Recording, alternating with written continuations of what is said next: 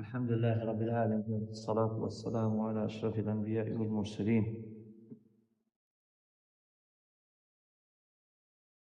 وعن أبي حمزة أنس بن مالك الأنصاري رضي الله عنه قال وعن أبي حمزة أنس بن مالك الأنصاري خادم رسول الله صلى الله عليه وسلم قال transmetohet nga Ebu Hamza Anas ibn Malik, shërtori i pejgamberit shërbyesi i pejgamberit alayhi salatu wassalam, të ka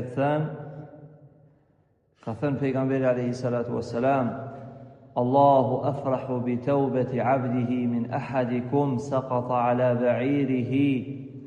Allahu gëzohet më shumë kur robi pendohet se sa njeriu i cili i ka humbur deveja, wa qad adallahu fi ardi falat, i ka humbur deveja përderisa është mesin e shkretetirës. Muttafaqun alayh. Wa fi riwayati Muslim, në transmetimin e Muslim, thot pejgamberi alayhi salatu wassalam: ashaddu farhan bi tawbati abdihi hina yatubu ilayhi min ahadikum kana ala rahilatihi bi ardi falat. Allahu gëzohet më shumë me pendimin kur robi pendohet, kur ai kthehet te Allahu, se sa ndonjëri për ju që është duke udhëtuar me devën e tij, me udhëtimin e tij në një shkretetir, fanfalatat minhu wa alayha ta'am wa sharab. Dhe mjeti i udhëtimit, pra siç është deveja, aty është ushqimi dhe pija. Fejese menha, dhe kur humb i humb edhe shpresa. Pra kur ti humb deveja, i humb edhe shpresa. فأتى شجرة فاضطجع في ظلها. Dhe vjen dhe ulet në hijen e një peme. وقد أيس من راحلته, dhe e humb shpresën se do t'i kthehet deveja. فبينما هو كذلك, përderisa ajo është në këtë gjendje, ka thënë pejgamberi alayhi salatu wassalam, idha huwa, pa pritmas, qa'imatun inda, i vjen deveja me ushqim dhe pije. فأخذ بخطامها, ka për kërpeshi. ثم قال من شدة الفرح, dhe pastaj thot nga gëzimi i madh: Allahumma anta abdi, o Zoti im, ti je robi im, wa ana rabbuk, dhe unë jam Zoti yt. Akhta'a, gabon min shiddet il farh, pra nga gëzimi i madh, thot fjalë pra kufër. Përmend Sheikh Uthaymin rahimullah fala transmetuesin e këtij hadithit Anas ibn Malik. Anas ibn Malik është një ansari, nona e tij e ka marrë ka prut e pejgamberi alayhi salatu wasallam dhe i ka thënë: i dërguari i Allahut, a pranon këtë djalosh që më të shërbyti? Dhe pejgamberi alayhi salatu wasallam e ka pranuar. Prandaj kur përshkruhet Anas ibn Malik, dhe këtu është një dietar i madh që quhet Malik ibn Anas, që ka ardhur më vonë për dietarët të mëdhëbeve. Malik ibn Anas o tjetër, ndërsa ky është Anas ibn Malik, sahabi i nderuar. Ky ka shërbyer pejgamberin alayhi salatu wasallam për 10 vite. Dhe përshkruan jetën si ka kaluar me pejgamberin alayhi salatu wasallam, saqë ka ardhur transmetime ku ka thënë: asnjëherë gjatë jetës time kur s'ka thonë pejgamberi alayhi salatu wasallam për një punë që e kam bë, pse ki bëu atë punë, ose për një punë që s'e kam bë, pse s'e ki bëu atë punë. Domethënë ka përshkruar si ka qenë morali i pejgamberit alayhi salatu wassalam. Domethënë një pjesa më normale është që mësuesi më thon pse nuk e ke bënë një punë, ose pse e bëre këtë punë, zakonisht me njerin të cilin jeton. Por kjo ka qenë edukata e lartë e pejgamberit alayhi salatu wassalam. Anas ibn Malik pra e përshkruan këtë hadith që ka thënë pejgamberi sallallahu alaihi wasallam, e ka marrë shembull pra kur Allahu gëzohet për robën e tij, kur ai pendohet më shumë se sa gëzimi ndër njerit prej nesh. Fi hadha al-hadith, në këtë dobi, në këtë hadith ka dobi të mëdha. E para të Sheikh Uthaymin rahimullah, delilun ala farhi Allahi bit tawbati min abdi idha taba ilay. E para, kjo neve na çarson se Allahu gëzohet kur robi pendohet. Dhe kjo është pesha e madhe e pendimit, dhe kjo është e tema, pendimi, u kthy te Allahu. Më shumë se sa një njeri që e ka këtë gjendje të tillë. Dhe shtrohet pyetja, pse është gëzimi kaq i madh që Allahu të pendohet për robërit e tij? Për arsye se njeriu i cili nuk pendohet, në veçanti nga shirku, nga bidati, nga kufri, e në veçanti nëse nuk pendohet nga kufri dhe nga shirki i madh, ai është përjetësisht gjatë xhenemit. Sepse nëse nuk pendohet për bidatin dhe për gjunahet, ditën e gjykimit është mes tij dhe Allahut, apo? Pra, është akide ehli sunnetit, është akide ehli sunne, njeriu i cili nuk pendohet, pra njeriu i cili bën mëkate të mëdha, qoftë alkool, qoftë drogë, qoftë mëkatar, vdes si musliman, apo edhe bidate nëse bën, në ditën e gjykimit është mes tij dhe mes Allahut. Pra edhe nëse nuk pendohet, se këtu kjo është një gabim që e bojnë, domethënë, interpretuesit e Islamit. Pra thojnë kushtimisht e përmendin, thojnë femna që nuk mbulohet do të jetë zjarr kështu. Nëse nuk pendohet ditën e gjykimit, qoftë femër pa mbuluar, qoftë njeriu që fen alkoolin, qoftë njeriu që bën mëkate të mëdha, ai i cili nuk pendohet është mëshirën e Allahut ditën e gjykimit. Mund ta falë Allahu, mund ta dënoj. Nëse pendohet, kjo atëherë, nëse pendohet atëherë Allahu është falës i madh. Atëherë është shumë e qartë mesela.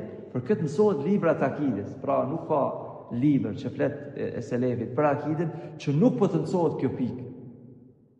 Për këtë ka shumë libra të selefit që janë të shkurta vetëm tekste, por njerëzit nuk i kuptojnë domethënien e tyre. Në gjithë secilin libër min akidet e ehli sunne, për akides e ehli sunnetit është që në ditën e gjykimit, pra njeriu i cili vdes mëkatar, edhe nëse nuk është penduar. Edhe nëse nuk është penduar. Për këtë Allahu gëzohet kur robi pendohet, sepse nëse nuk pendohet, atëherë sigurisht se mundësia është më dënuar edhe më e madhe. Sigurisht për këtë rëndësia e pendimit. Pejgamberi sa në hadithe të tjera përmend që 100 herë gjatë ditës është penduar, ka kërku falje. Astaghfirullah wa atubu ilej. Kërkim falja është pra prej vepra më të dashurat e tij. Dhe meselja e dytë është, mësim tjetër është ithbatul farhi lillah. Cilësia e Allahut është gëzimi, por gëzimi njeriu lejse kemi thënë. Nuk i përngjason cilësi krijesave. Askush nuk i përngjason Allahut. Kjo është rregull në akide. Fjala e Allahut lejse kemi thënë. Askush nuk është si Allahu. Asnjë cilësi mund ta ketë dikush si Allahu, pastaj Allahu ka mohu të ketë krijesë dikush sikur të Allah, pastaj ka thonë wa huwa as-sami'ul basir. Por Allahu është ai që dëgjon dhe sheh. Pra, menjëherë e ka pohu se ka cilësi. Sikurse dëgjimi i Allahut, shiqimi i Allahut që është i pakufishëm, që nuk përgjason, ne kemi dëgjim, por e kemi të shkurt. Manget, ne kemi shiqim, po kemi të manget. Ashtu që nuk ngjason fuqia, dija, shiqimi i krijesës me Allahun, kështu është edhe gëzimi. Dhe këtu njerëzit devijojnë, i futin logjikën e tyre. Po njëjta është edhe gëzimi, Allahu gëzohet, por jo sikur gëzimi që është i robit. Pse? Sepse kur robi gëzohet si rezultat që s'ka pas mundësi ndryshe. Një diçka në dorë, pra nëse gëzohet për një sukses, ai gëzohet se u ndorë një dikuj tjetër, ndërsa Allahu subhanahu wa taala ka në dorën e tij çdo sen. Do të thonë dallon gëzimi i Allahut. Dhe pe akides e ehli sunnetit është që Allahu gëzohet, por ashtu siç i përket Allahut këtë cilësi. Argument tjetër është, dhe kjo është një prej mësimeve më të mëdha në këtë ders, është fjala e këtij njeriu: o Allah, ti je robi im dhe unë jam Zoti yt. Kjo fjalë është shqyrë. Kjo fjalë është dalje prej feje. Por Rabbana la tu'akhidhna nasina, o Zoti mos na merr për gabim ato që ne i harrojmë ose i thojmë gabimisht ose bëjmë pa vetdije. Pra, nga gëzimi i madh, nëse njeriu i thot bashkëshortes një fjalë që ajo është shkurëzim, kthehet te njëti. Edhe pse është për dy meseleve që asnjëherë njeriu nuk guxon të udhëtall ose me pas lojë, është çështja e fesë edhe çështja e martesës. S'ka mi thonë di fjalë që jesh grua si jesh shkurrëzuar, ose fjalë provokuese që aludojnë shkurrëzim. Por nëse fshet goja pra dhe nuk ka qëllim, nuk ndodh shkurrëzimi. Se nuk është kon qëllim shkurrëzimi. Pra, fjalët të cilat thuhen pa qëllim, ato ose rshitje të gjuhës, gjatë ligjërimit e thot një fjalë njeriu rshitje gjuhës. Ose nga nervoza e madhe që njeriu nuk din as çfarë pitet për gjuhës. Edhe kjo është, por Sheikh Uthemini e përmend këtu thot përjashtohet ata që tallen me fe. Nuk ka përjashtim. Pra s'ka dikush më ardh me thonë me fjalë tallëse, sepse ai që tallet i paraprin qëllimin. Ai që tallet, ai bën që në çmim të fesë i paraprin qëllimin dhe Allah nuk e ka justifikuar këtë çështje dhe ka thënë la ta. S'ka arsye. Nëse i pyeti pse po të thoni, pse po bëni lojë me fen, ata thonë ne kemi qenë duke bëu hajgare, duke bëu shaka.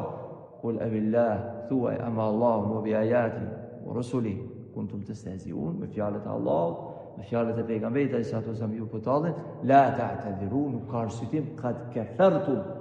Dhe kjo është një prej pjesëve më të frikshme që robi duhet me pas, kjo pjesë e hadithit që tani, ajeti që tani po them, qad kafartum, ju keni bo qyfer, keni dalë prej besimit, ba'de imanikum, pasi që ishi besimtar. Dhe më thonë, kanë qenë besimtar njërë që kanë dalë prej feje. Kanë qenë besimtar. Pra dikush mund dyshoj që kjo e devijuar në Shqipëri, që ka qenë boda vetë, ka qenë jo shërbime, ka qenë pa besimtare, ka qenë e fshirë, jo, ka qenë muslimane, ka qenë besimtare, për besimtare aty, po ka qenë muslimane, ka bo dawa, por ka rënë kufër, sepse s'ka ditë me menaxhu presionin, ka filluar në mënyrë graduale me deviju, dhe kjo është në kohët pejgamberit ai sa do sa më ka ndodhur. Njerëzit kanë qenë besimtar, kanë dalë prej feje. Por kjo është rregull, kjo është për me kuptuar se ai rrezikshëm është devijimi.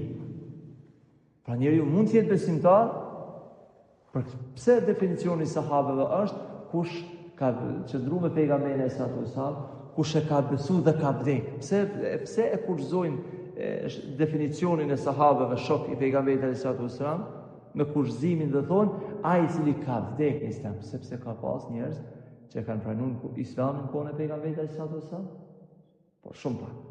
Edhe pse shumë pak e kanë pranuar Islamin, mas vdekjes pejgamberit alayhi salam janë dalë prej feje. Janë dalë prej feje. Kanë qenë musliman besimtar, jo po kanë deviju. Dyshimet edhe kanë deviju. Këta nuk janë sahabë. Ka pas rast shumë specifike, shumë të ralla që edhe në këthy prapë në Islam.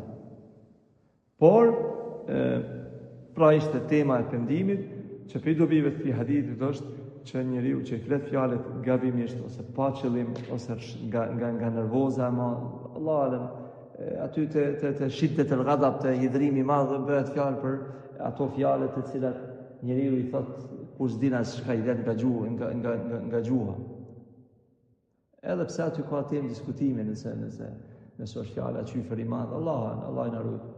Pra ju dini që shqiptarët e kanë një fjalë shumë tronë kur bëhen shumë nervoz, kur shajnë. Është fjalë qyfer, është fjalë rrezikshme që njeriu e nxjerr prej feje. Prandaj këto ishin disa dobi që i përmend thelbi, përmend Sheikh Uthaymin, Allahu më shëroft. Allah na mëson pendim sinqert. Wa sallallahu alaihi wa sallam ala nabiyina Muhammad.